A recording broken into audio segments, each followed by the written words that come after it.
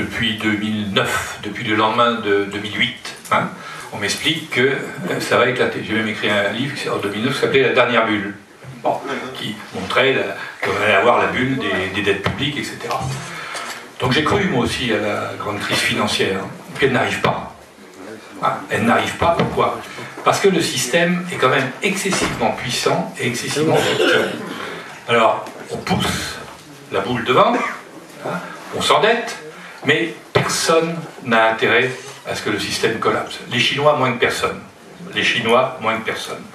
Donc, et pour le moment, moi je regarde les marchés financiers, tous ceux qui étaient, il faut connaître un peu les techniques du marché financier, tous ceux qui ont shorté, comme on dit, c'est-à-dire tous ceux qui ont joué à la baisse sur les marchés financiers, ont bu le bouillon, notamment les hedge funds qui ont joué à la baisse.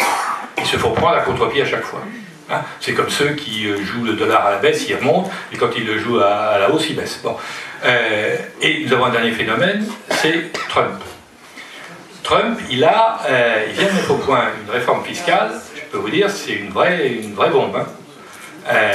Et l'intérêt que nous pouvons avoir de cette réforme fiscale, c'est que peut-être que ça peut ouvrir les yeux aux Européens et à nos chers partenaires allemands, hein, pour qu'ils comprennent que les Américains font la guerre économique, bien sûr, et que leur grand allié américain, bah, il ne veut pas partager un certain nombre de choses.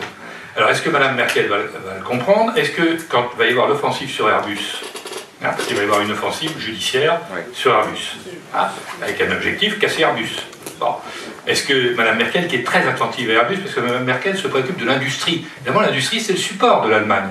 Hein. Sans l'industrie, il n'y a pas d'Allemagne. C'est l'industrie qui a accumulé des excédents, 250 milliards d'euros l'année dernière encore, et ce qui fait que d'ailleurs la zone euro est en excédent, et que l'euro se porte pas mal, parce que c'est l'Allemagne qui... La zone euro c'est une marque, soyons clairs. Bon. Donc, pour revenir, je crois qu'il ne faut pas attendre la grande catastrophe financière en disant tout viendra de là. Non. Non, mais tout ne viendra pas de là non plus en plus. Non. Ce qu'il faut, c'est effectivement essayer de faire comprendre à nos partenaires les plus proches, et d'abord à nos gouvernants, que les Américains font la guerre économique et qu'il va falloir, à un moment donné, leur taper dessus. Bon. Et ça, pour le moment, c'était pas dans les gènes. Hein. Mais tout simplement, pour rajouter un dernier point avant de vous redonner la parole, il me semble que la question n'est pas de savoir si une crise financière va faire exploser ou non le système. Ce que nous voyons pour l'instant, ce sont des insurrections par le vote, c'est-à-dire que le peuple se saisit du dernier gourdin qui lui reste.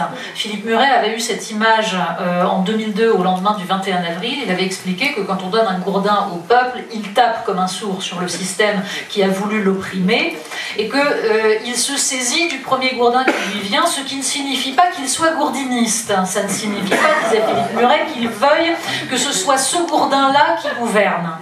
Mais il se saisit de celui-là. Et nous le voyons à travers tous les votes, tous les moments où le peuple peut se saisir de quelque chose. Regardez par exemple les élections en Corse, et c'est extrêmement intéressant. Pourquoi? Parce que tous les partis politiques classiques, et j'y inclus La République En Marche, se sont cassés la figure. Reste le vote indépendantiste, nationaliste, même si ils ont mis de l'eau dans leur vin. 45,36% au premier tour, c'est absolument énorme. Dans une région qui, au second tour de l'élection présidentielle, a voté à 48,52% pour Marine Le Pen. Ça veut dire que, en fait, la question n'est pas de voter pour le Front National ou pour l'indépendance. La question est de se ressaisir du peu de souveraineté qui reste et d'utiliser pour cela le vote qui va contester le système. Et c'est quelque chose de potentiellement totalement explosif. Et en effet, c'est lié à ce qui se passe en Catalogne également. C'est-à-dire que partout, les citoyens vont essayer de se saisir de ce qu'ils peuvent pour casser ce système dont ils ont l'impression qu'il leur impose non seulement un système économique, mais des modes de vie, des déstructurations sociales qu'ils n'ont pas choisies. Donc nous ne savons pas ce qui peut se passer, où peuvent éclater les différentes bulles, mais simplement nous savons qu'il y a une situation qui est potentiellement explosive.